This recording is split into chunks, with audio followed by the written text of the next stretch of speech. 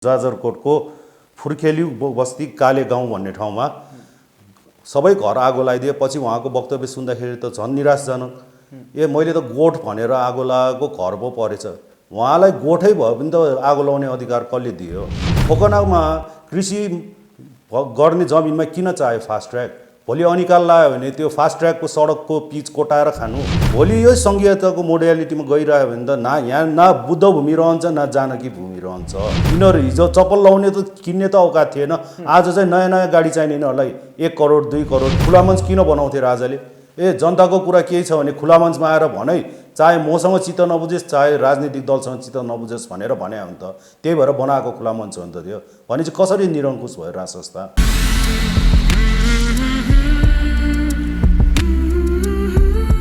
दर्शक महानुभाव नमस्कार। तपाईँ यति बेला हेर्दै हुनुहुन्छ pnpखबर.com र साथमा म रोशन घन्टी उपस्थित भएको छु। पछिल्लो समयको विषयमा कुराकानी गर्नको लागि हामीसँग स्वतन्त्र युवा सङ्घका संयोजक ज्ञानेन्द्र लामा हुनुहुन्छ। यहाँलाई स्वागत छ।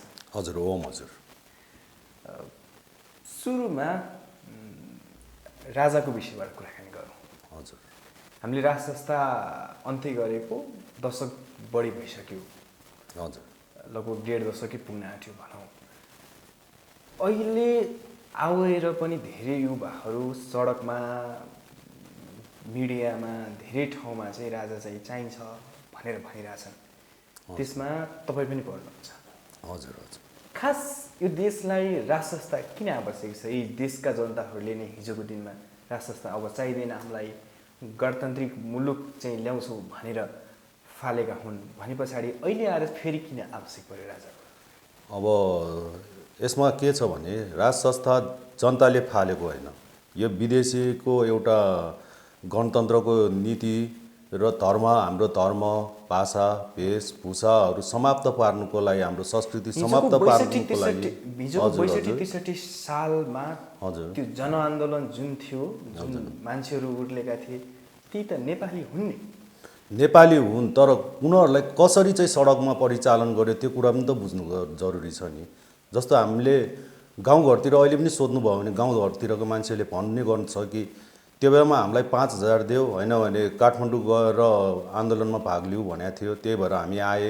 किनभने हामीलाई बिहान के खाउँ बेलुका के खाउँ भएको बेला 5000 कहाँबाट ल्याएर दिने हामी, त्यही भएर हामी गएको हो। तर एउटा कुरा तपाईँले 62-63 को आन्दोलनमा सडकमा कहीँ कतैबाट पनि राज संस्था समाप्तिको एजेन्डा चाहिँ निस्किएको थिएन, या भोइस निस्किएको थिएन। धर्मनिरपेक्षको पनि भोइस निस्किएको थिएन र सङ्घीयताको पनि भोइस निस्किएको थिएन। यो कुराहरू त सबै 12 बुझे समझदारी गरेर आएर पछि हाउसमा हाम्रो यो के भन्छ गिरिजा प्रसाद कोइरालाले हाउसमा पेश गरेपछि सबजनाले स्वीकार, किनभने सबजना विदेशीकै एजेन्ट त थिए नि त्यहाँ सबै। भनेको त्यति बेला जति मान्छेहरू आए थिए सबै विदेशी एजेन्ट भए।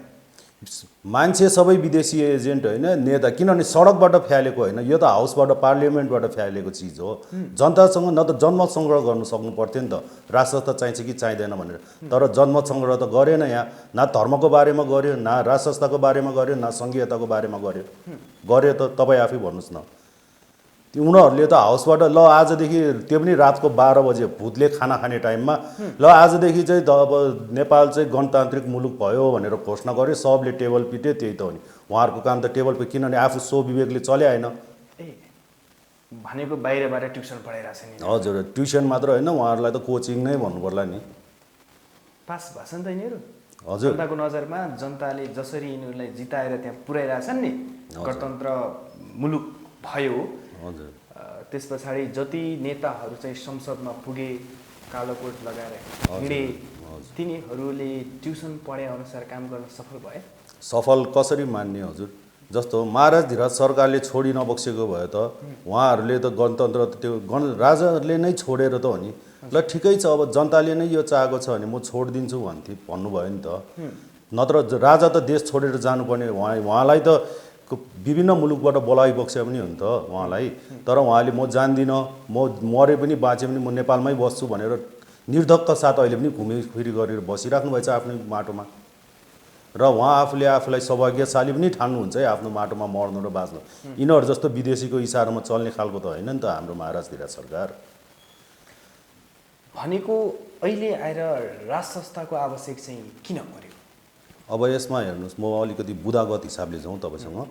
अब पहिलो कुरा राष्ट्रिय अखण्डताको सुरक्षाको लागि हेर्नुहोस्, यो किनभने सङ्घीयताको मोडेलिटीमा गएर अहिले देश प्रदेश भनिरहेछ, हामीले सुनिरहेछौँ। कहाँ कहाँ अब नेवा राज्य भनेको छ, कहाँ अब किराँत राज्य भनेको छ, कहाँ लिम्बुवान, कहाँ खुम्बुवान, कहाँनिर खस राज्य भनेको छ। यसले त देशलाई त फेरि त्यही 22-24 राज्यतिर लाने हो नि त। बडा महाराज धीरज सरकारले यस्तो दुःख गरेर आर्जेको मुलुक त फेरि एक फेर 22-24 राज्यमा जाने कुरा भयो। त्यो भनेको एकदम नेपालको हित विपरीत हो र नेपालीको हित विपरीत नै हो। त्यही कारणले राष्ट्रिय अखण्डताको लागि पनि राज संस्था चाहिन्छ। नम्बर 2, राष्ट्रिय सुरक्षाको कुरा। राष्ट्रिय सुरक्षाको कुरालाई लिएर चाहिँ म तपाईँलाई 1-2वटा कुरा मात्रै भन्छु। जस्तो अहिले रिसेन्टली भएको घटना भन्छु, हाम्रो निर्मला बलात्कार हत्याकाण्डको कुरा गरौँ। यसमा न देशमा कानुन भएको कुरा देख्यो, न त देशमा न्याय निसाफ भएको कुरा देख्यो। अहिले रिसेन्टली नै डिआइजी कोइरालाको काण्ड हेर्नुहोस्, आफ्नो श्रीमतीलाई काटेको मान्छेलाई त्यसरी छोडिदिने प्रधान न्यायाधीशले, त्यो भनेको पनि राम्रो कुरा भएन। अब रिसेन्टली यो शक्ति बस्नेतको केस हेर्नु न, हिजो अस्तिकै चेपाङ बस्ती जाजरकोटको फुर्खेली बस्ती काले गाउँ भन्ने ठाउँमा सबै घर आगो लगाइदिए। पछि उहाँको वक्तव्य सुन्दाखेरि त झन् निराशजनक। मैले त गोठ भनेर आगो लगाएको घर पो परेछ। उहाँलाई गोठै भयो पनि त आगो लगाउने अधिकार कसले दियो? मान्छेको गोठमा गएर आगो लगाउने, मान्छेको खाना भण्डारण गरेको ठाउँमा गएर आगो लगाउने, अनि त्यसपछि यो त मैले त गोठ भनेको पछि त यस्तो पो परेछ भन्ने। र अर्को यो भर्खर यो पवित्र बहिनीको एसिड काण्ड हेर्नु, यो एसिड काण्डमा पनि रक्सी भनेर छ्यापेको एसिड परेछ भन्छ। भनेपछि यस्तो यस्तो वक्तव्यहरू आइरहेछ, यस्तो यस्तो घटनाहरू घटिरहेछ कि अब जसलाई जे भन्दा पनि हुँदैन जस्तो कुरा भयो त नेपालमा। त नेपाल त त्यस्तो देश त थिएन त। अब स्वाभिमानको कुरा हेर्नु, म स्वाभिमानमा नेपालीको स्वाभिमान त यिनीहरूले कहाँ लगिसकेको छ त्यो सबैलाई सर्वविदितै छ। अहिले आएर म नेपाल सुरक्षाकर्मीको मात्र कुरा गर्छु, पुलिस र सेनाको कुरा गर्छु। उहाँहरू कुन सपना देखेर नेपाल आर्मीमा नेपाल पुलिसमा जागिर खानुको लागि गएको हुन्छ? तर उहाँहरूलाई के गर्छ, नेता पनि होइन, अझ राजनीतिज्ञहरूको घरमा कपाल काट्नु लाउने काम, जुत्ता बोकाउने काम, अब बच्चालाई स्कुल पुर्याउने काम, भाँडा माझ्ने काम, यस्तो कामहरूले त उहाँहरू हिजोको सपना कुन सपना बोकेर पुलिस र आर्मीमा जागिर खानु गएको मान्छेहरूको सपना कहाँ पुगेर उहाँहरूको मनोबल र आत्मसम्मानमा कहाँसम्म ठेस परेछ होला, यो विचार गर्नु पर्दैन हामीले? र अर्को धर्म र संस्कृतिको कुरा पनि जोड्छु हजुर।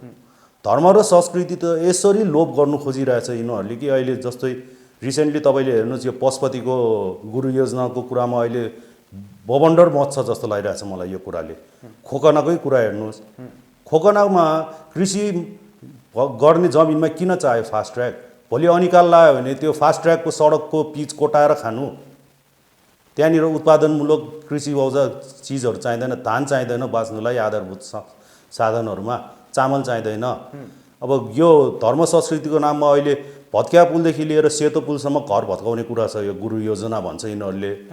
तर गुरु योजना यो होइन नि त। गुरु योजना यिनीहरूसँग छ भने धर्म संस्कृति बचाउनु नै चाहेको हो भने यिनीहरूले विश्वरूपको मन्दिर, जुन विश्वरूपको मूर्ति भनेको संसारमा एउटै मात्र मूर्ति हो। तपाईँहरू विकास भएन भन्नुहुन्छ, बाटा खाल्डाखुल्डी भयो भन्नुहुन्छ, फास्ट ट्र्याक ल्याउँछु त्यत्रो विकास गर्छु भन्दा चाहिँ किन विरोध? अरे बाबा, भएको बाटोको खाल्डाखुल्डी टाल्नु न। पहिला तपाईँ आफ्नो प्यान्ट चाहिँ च्यातेको टाली लाउने, नयाँ प्यान्ट भएन किन्नुतिर लाग्ने होइन नि त। तपाईँले त पहिला आफ्नो के हो आफ्नो हैसियत हेर्नु पऱ्यो नि, औकात अनुसारले पो काम गर्नुपर्छ। भएको खाल्डाखुल्डी राजधानी भन्छ यहाँ, राजधानीको कुनै पनि एउटा गल्ली भन्नुहोस् जहाँ राम्ररी पिच भएको होस्।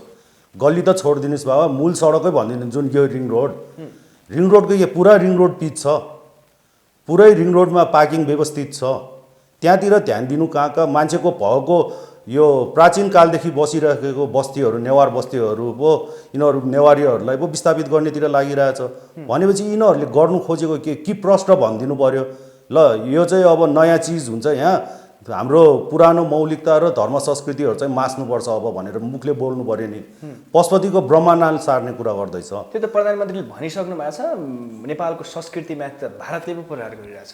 तपाईँ भन्नुहुन्छ फेरि नेपालकै शासकले होइन, प्रधानमन्त्रीले त भनिरहै राख्नु भएको छ नि त, भारतले मलाई पनि त हटाउनु खोजिरहेछ भनेर। भनेपछि भारतले प्रधानमन्त्री हटाउने, राष्ट्रपति बनाउने, मन्त्री बनाउने काम गर्न सक्छ भने धर्म संस्कृति हटाउनु के गाह्रो भयो त उनीहरूलाई? हाम्रो प्रधानमन्त्रीहरू पनि त एउटा अडिग भएर बसेको भए त यस्तो कुराहरू त हुँदैन थियो होला नि यहाँनिर। तर हाम्रो यहाँ अडान छैन, वैचारिक अडान हुनु पर्यो नि, सिद्धान्त हुनु पर्यो नि। विदेशीको अडानमा चल्ने, विदेशीको विचारमा चल्ने, विदेशीको इन्ट्रेस्ट अनुसारले काम गर्ने, अनि भारतले हटाउनु खोज्यो, भारतले आक्रमण गर्यो भन्नु मात्र भएन नि।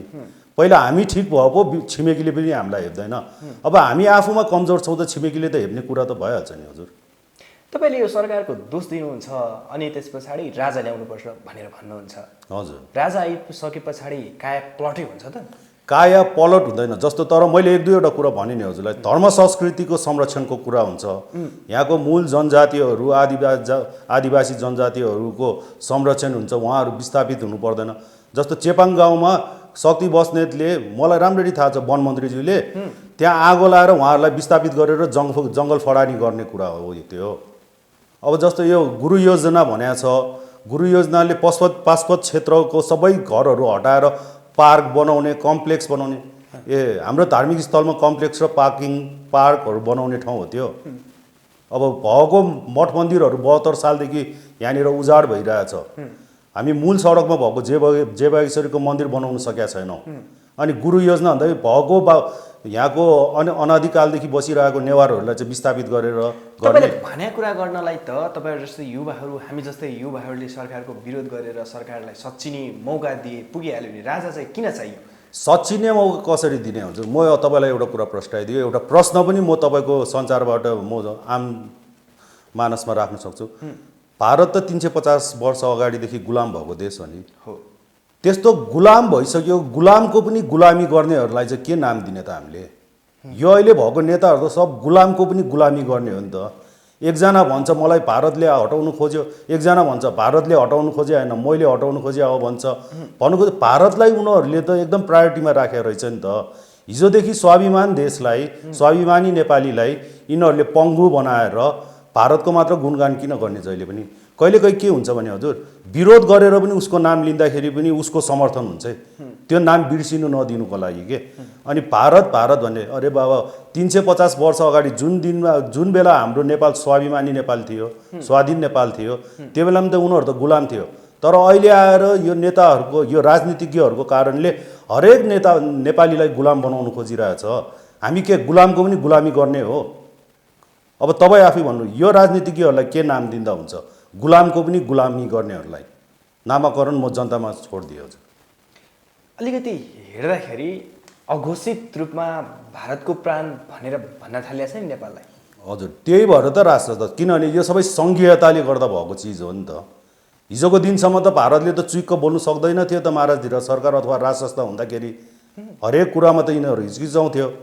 तर अहिले आएर सङ्घीयताको मोडलिटीले गर्दा, जस्तो लुम्बिनी बुद्धभूमि, जनकपुर जानकी भूमि, सीता भूमि, यो दुइटै भारतको नजिक छ, बोर्डर लाइनमा हो हजुर। भोलि यो सङ्घीयताको मोडालिटीमा गइरह्यो भने त यहाँ न बुद्ध भूमि रहन्छ न जानकी भूमि रहन्छ। यो कुरा बुझ्नु जरुरी भइसकेको छ हामीले। तर महाकाली सन्धि, कोशी ब्यारेकमा बाँध लाउने काम राजा हुँदा नै भएको हो नि। तपाईँले त्यहाँनिर त्यो सम्झौतामा हेर्नुहोस्, कोशीको कुरामा बिपीले सम्झौता गरे हो।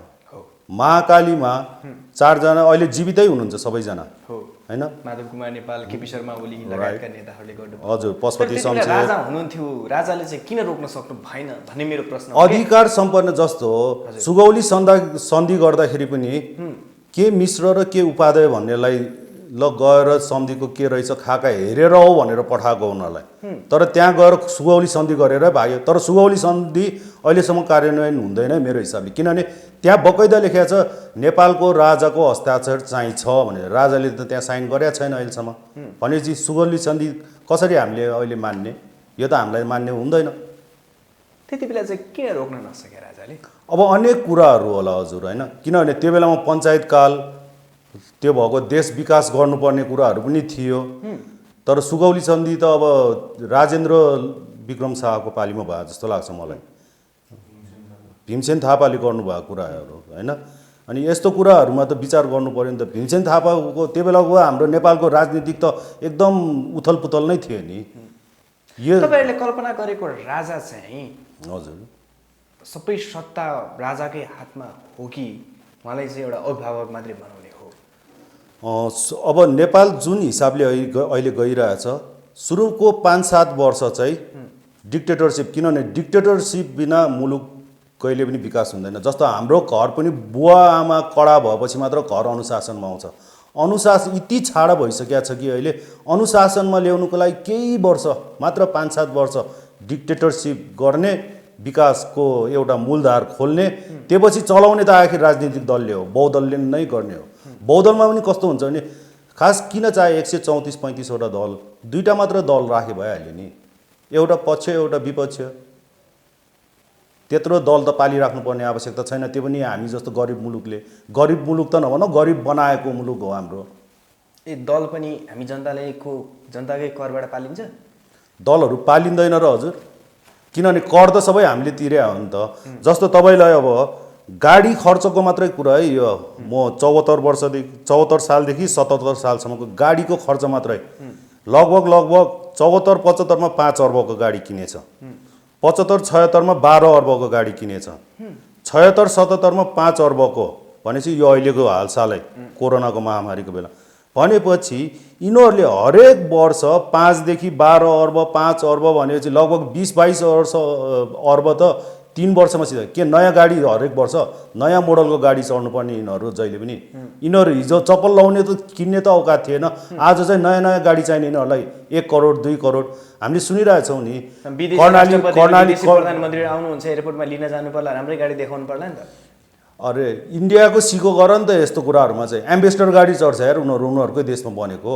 उनीहरूले के रेन्ज रोभर यस्तो चाहिने, प्राडो चाहिने, हैसियत अनुसार मैले अहिले भने नि हैसियत अनुसार पो काम गर्नु पर्यो। भनेको नेपालमै बनेको मुस्ताङ गाडी चढ्नु पर्यो अहिलेको प्रधानमन्त्री। मुस्ताङ चाहिँ म भन्दिनँ, तर यिनीहरूलाई के हो, विकासमूलक देशहरूको पनि प्रधानमन्त्री त साइकलमै त जान्दो रहेछ नि त होइन, अफिस जाँदा साइकलमा जानुहुन्छ सब उहाँहरू।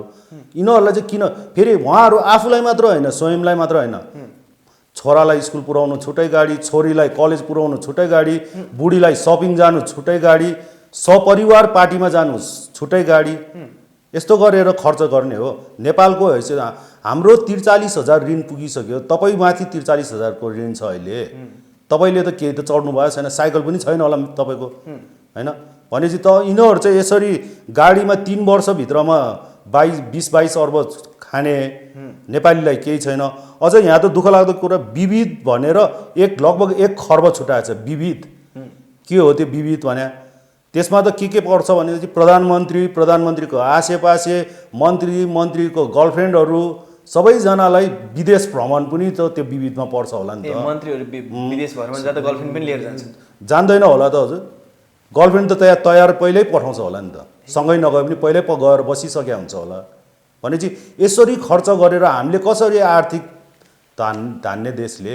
अहिले देशमा यस्तो मन्दी छाइरहेको बेलामा यहाँ कतिजना डिप्रेसनमा गयो भन्ने सुनेको छु। मेरै टोलमा 27 वर्षको एकजना केटा जम्मा 5 लाख रुपियाँ ऋण लिएर कोरोना ठ्याक्क लकडाउन भएछ त्यो बेलामा गएर ऊ डिप्रेसनको औषधि खाइरहेछ, 27 वर्षको केटो। भनेपछि यो राम्रो कुरा होइन नि। हाम्रो युवा पुस्ताहरू डिप्रेसनमा जाँदैछ, आत्महत्याको केस त्यत्रो आउँदैछ भनेपछि यिनीहरूले अहिले व्यापारीहरू घर धनीको पनि पीडा छ। हेर्नुहोस् यहाँनिर अहिलेका शासकहरूले धेरै चाहिँ त्यहाँ फिजोल खर्च गर्यो हजुर। राज संस्था आयो भने चाहिँ राजाको त धेरै सम्पत्ति पनि छ, धेरै उद्योग धन्दाहरू छ, उनलाई चाहिँ जनताले तिरेको करबाट सेवा सुविधा दिनुपर्छ कि पर्दैन?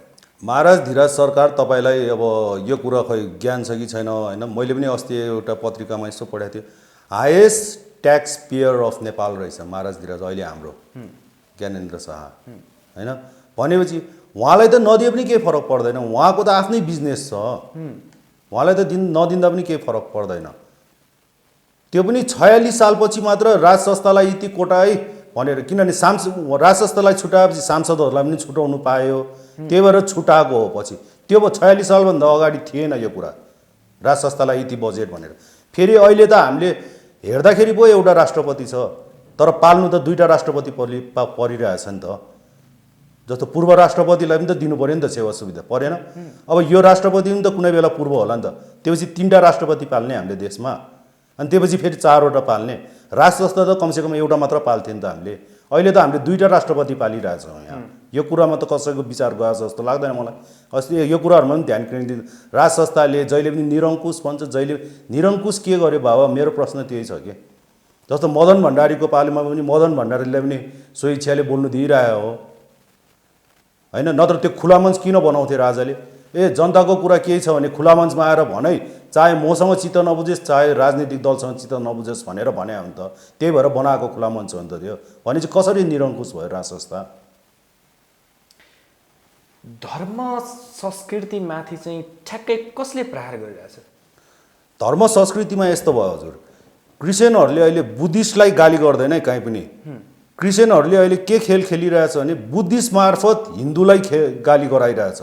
तर हाम्रो बुद्धिस्ट दाजुभाइ, म पनि एउटा बुद्धिस्ट भएको नाताले बुद्धिस्टहरू दाजुभाइहरूले बुझ्नेले त बुझ्छ, नबुझ्नेहरूलाई म के भन्नु, अरे हामी एउटै हो, मूल मन्त्र ओम भएपछि। जस्तै मैले केही कुराहरू ल्याइरहेको छु यहाँ, गोसाइकुण्ड हिन्दूको पवित्र तीर्थस्थल हो, त्यस्तै गरी बुद्धिस्टको पनि हो, नाम मात्र फरक हो। गोसाइकुण्डलाई छोकर भन्छ होइन, ऋगीश्वर महादेवलाई छुमी झ्यान्जु भन्छ, त्यस्तै हलेसी महादेवलाई साङवा छ्याम्बु भन्छ, त्यस्तै विश्वरूप पशुपतिमै छ, पशुपतिमै भएको विश्वरूपलाई साङ्गा रामझुङ भन्छ, मुक्तिनाथलाई स्वमेम्बर धोमेम्बर भन्छन्, त्यसै पार्वती कुण्डलाई आमा छो धिङ्गो भन्छ। भनेपछि नाम फरक हुँदैमा बाउ नै फरक हुन्छ त, आमा नै फरक हुन्छ त। मलाई मेरो छोराले पब भन्छ, मेरो भतिजले काका भन्छ, मेरो बुढीले मलाई बुढा भन्छ, मेरो आमाले छोरा भन्छ। के म मान्छे फरक भयो त? मान्छे त म आखिर ज्ञानेन्द्र लामै नै त हुने। त्यही भएर बुझ्नुपर्ने कुरा यो गाली नगरौँ, किनभने पहिला हाम्रो अस्तित्व के रहेछ भन्ने कुरा त बुझ्नु पर्यो नि। त्यही भएर गाली गरेर धर्मलाई, जस्तो हामी त सनातनी हो होइन, हाम्रो सायद संसारकै सबैभन्दा पुरानो भनेको सनातन, यसमा 4वटा पर्छ, हिन्दू, बुद्धिस्ट, त्यसपछि आएर किरात र अर्को एउटा बोन धर्म पर्छ। बोन धर्मले गोसाइकुण्ड राम्ररी मान्छ, झाँक्रीहरूको त एकदम पवित्र तीर्थस्थल हो त्यो। त्यही भएर यस्तो कुराहरूमा ध्यान दिनुपर्छ र धर्मको बारेमा बखेडा गर्नुभन्दा हामी एकजुट भएर जाउँ न बुद्धिस्ट हिन्दूहरू। त्यसपछि यहाँनिर न क्रिस्चियनले हेप्नु सक्छ न मुस्लिमले हेप्नु सक्छ। जस्तो मुस्लिमको अस्ति त्यो रक्सी छ्याप्यो भनेर एसिड छ्याप्यो भनिदिने पवित्र बहिनीलाई, त्यस्तो कुराहरू आउँदैन थियो नि त राज संस्था भएको भए। किनभने सनातनी राष्ट्र हो, ठिक छ, अहिलेसम्म जति क्रिस्चियन बन्यो भन्यो, तर प्रचार नगर्नु न। स्वेच्छाले बन्छ कोही जान्छ भने हामीले नजाउँ त भनेको छैन नि। तपाईँहरू भन्नुहुन्छ क्रिस्चियन धर्मले चाहिँ नेपाली धर्म संस्कृतिमाथि प्रहार गर्यो, त्यसो भए त क्रिस्चियनलाई लहाटी भइहाल्यो भने फेरि राजा किन चाहियो? होइन, क्रिस्चियनलाई लखार्दाखेरि त युद्ध हुन्छ नि त, त्यो मानवता होइन नि त। यो पृथ्वी भनेको त सबै मानवको लागि हो नि, मानव मात्र होइन, म त अझ पशु पक्षीहरूको पनि कुरा गर्छु, सबैको हो नि यो पृथ्वी। भगवान्ले त यो मानवको लागि मात्र बनाएको चिज त होइन, यो प्रकृतिको लागि हो र यो पशु पक्षीहरूको लागि पनि हो नि। लखाट्ने काम होइन, हामीले आफ्नो आफ्नो कर्म बुझ्नु पर्यो। जस्तो मलाई क्रिस्चियन बनाउनु थियो भने भगवान्ले मलाई क्रिस्चियन मुलुकमै जन्माउँथ्यो होला नि, मलाई किन बुद्धिस्टको कोखबाट जन्माउनु भयो त भगवान्ले? किनभने म बुद्धिस्ट होस् भनेर भने हो, त्यो मेरो कर्म हो, जन्मजात अधिकार हो, मेरो कुल हो, त्यो मेरो मूल हो। त्यही भएर कुल र मूल किन फेर्ने? केही गरी तपाईँलाई क्रिस्चियनै बनाउनु थियो, तपाईँलाई त युरोपतिर जन्माउँथ्यो होला नि होइन, तपाईँलाई नेपालमा त जन्माउँदैन थियो होला नि। त्यो हाम्रो कर्म हो, पूर्वजन्मको कर्ममा विश्वास राख्ने मान्छे भएकोले पूर्व कर्म हो क्या हामी। यो सबै पूर्व कर्मले, नत्र यस्तो पवित्र स्थल देवभूमिमा हामी जन्मिन्छ, हामी त नत्र यो अफगानिस्तानतिर पनि जन्मिनु सक्थ्यो नि, हड्डी र छाला मात्र भएको सोमालियामा पनि जन्मिनु सक्थ्यो नि। भनेको अब राजा आयो भने चाहिँ संस्कृति धर्म सबै बचाउनुहुन्छ? हजुर, धर्म संस्कृति नेपाल, किनभने बडा महाराज धीरज पृथ्वीनारायण शाहले उहाँको अन्तिम समयमा यो मेरो दुःखले आर्जिएको मुलुक हो, यहाँ 4 जात 36 वर्णको फुलबारी हो, साझा फुलबारी भन्नुभएको चाहिँ उहाँले समावेशी कुरा गर्नुभयो। अहिलेको जस्तो यो नेवार राज्य, यो किराँत राज्य, यो लिम्बुवान, यो खुम्बुवान भन्नुभएको छैन, साझा फुलबारी नै भन्नुभयो, सबैको नेपाल हो भनेको छ उहाँले। एक मात्र जाति विशेषलाई कोड गरेको छैन यसमा। त्यही भएर त्यो कुराको संरक्षण हुन्छ।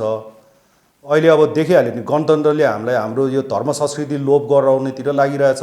जस्तै मैले भनिहालेँ पशुपतिको काण्डहरू, खोकनाको काण्ड हेर्नुहोस्, इन्द्र जात्रा हेर्नु, यिनीहरूले प्रहार कसरी गरिरहेछ भने धर्म संस्कृतिमाथि प्रहार गर्ने। जस्तो हाम्रो काठमाडौँ भक्तपुरको पाटनको नेवार दाजुहरूलाई पनि मेरो आग्रह छ, म पनि नेवारको ज्वाइँ हो हैन, कि हामीले अस्ति गुठी विधेयक पारित गर्दाखेरि गुठी विधेयक पारित हुन्छ भनेर जुन उहाँहरूलाई भ्रम पर्यो अथवा उहाँहरूलाई डर भयो नि, त्यो बेलामा आन्दोलन गर्नुभयो, सरकारले त्यो फिर्ता लियो, खारिज गरे होइन, स्थगित मात्र गरे त्यो हैन, हो स्थगित मात्र गरे। गुठी विधेयक जस्तो गुठीले मान्ने, उहाँहरूले मान्ने सबै फेरि हिन्दू देवदेवी हो है, महादेव, इन्द्र भनौँ न, कुमारी, सबै यस्तै देवी देवता हो। उहाँहरू विस्थापित धर्म नै फ्यालिदिने, उहाँहरूलाई नै फ्यालिदिँदा चाहिँ हाम्रो नेवार दाजुभाइहरू चुप लाग्ने। गुठी विधेयकको लागि चाहिँ उहाँहरूले आवाज उठाए, किनभने जात्रा मनाउनु पाउँदैन, फेरि भोज खानु पाउँदैन, भतेर गर्नु पाउँदैन, रमाइलो गर्नु पाउँदैन, पैसा आउँदैन त्यो पास भयो भने भनेर मात्रै गर्नुभएको हो कि। त्यही भएर म विनम्रतापूर्वक म नेवारी दाजुभाइहरूलाई अहिले आउनुहोस्, हामी एकजुट हौँ। राजसंस्था मात्र एउटा यस्तो चिज हुन्छ कि जसले आफ्नो धर्म, वेशभूषा, संस्कृति सबै बचाएर राख्न सक्छ। अहिले त कोरोनाको कारणले गर्दा खास रोक्न खोजेको नि त त्यो। कोरोनाको कारणले हो भने प्रधानमन्त्रीज्यूले मेरो समर्थनमा जुलुस गर भन्ने, जुलुस गर भनेको मतलब त के हो भनेपछि हुल गर भने हो नि हैन। अनि जात्रा चाहिँ मनाउनु नपाउने, अनि आफ्नो समर्थनमा चाहिँ जुलुस गर भन्नु त्यो सुहाउँछ। जात्राले गर्दाखेरि पनि उहाँले पनि त सिस्टम बसाउँछ होला नि त अलिकति आफ्नो हिसाबले। अब नेपाली जनताहरू तयार होला नि त राजसंस्था फर्काउन? तयार हुनु पर्यो हजुर, किनभने अब त यो झन् अहिले हिजो अस्ति भर्खर हेर्दै थिएँ म, अमेरिकन राजदूत र ईश्वर पोखरेलको मिटिङ भएछ र एमसिसीको बारेमा चासो राख्नु भएछ र विभिन्न देशले मागिरहेछ, तिमीहरू चाहिँ किन आलटाल गरिरह्यो भने। अरे बाबा, विभिन्न देशले मागिरहेछ भने जसले मागेको छ त्यो देशमा एमसिसी पुर्याउन। किन नेपाली जनता अधिकांश सत्तारूढ दलले, कोही कार्यकर्ताहरूले, राष्ट्रवादी जनताहरूले त चाहिँदैन नो एमसिसी भनेर त्यत्रो विरोध गरिरहेछ, फिर्ता पठाइदेऊ न। एउटा समर्थन गर्ने भनेको काङ्ग्रेस मात्रै हो एमसिसी, किनभने पहिला नै कमिसन दिइसके होला यिनीहरूले। त्यही भएर एमसिसीको बारेमा यिनीहरू चुक्क नबोल्ने। अझ काङ्ग्रेस त यतिसम्म राष्ट्रघाती निस्क्यो कि ज्वाइँलाई धरि नागरिकता दिनुपर्छ भन्छ। ज्वाइँलाई नागरिकता दिएर के गर्ने? भोलि 4 करोड ज्वाइँहरू यहाँनिर उत्पन्न गराएर नेपालको 3 करोडमाथि 4 करोड हाबी भनेदेखि के हामी नेपालीको अस्तित्वै मेटाउनु खोजे होइन त? मैले चाहिँ के देखेको छु नि, यो राजनीतिज्ञहरू यस्तो पहाडको चुचुरोमा छ कि एकतिर दलदल छ, एकतिर खाल्टो छ। उनीहरू उता गए पनि मर्ने हो, यता गए पनि मर्ने हो, तर उनीहरूको चोइस हो अब कता गएर मर्ने। जस्तै एमसिसी पारित गरेन भने पनि मर्यो, गरे पनि मर्यो। गरेन भने कसरी मर्यो भने विदेशीलाई त सबै थाहा छ, यिनीहरूको बानी आन्ध्र बुढी, विदेशीले मार्छ यिनीहरूलाई भन्ने कुरा पनि थाहा छ। गर्यो भने आफ्नै देशको जनताबाट मरिने भयो।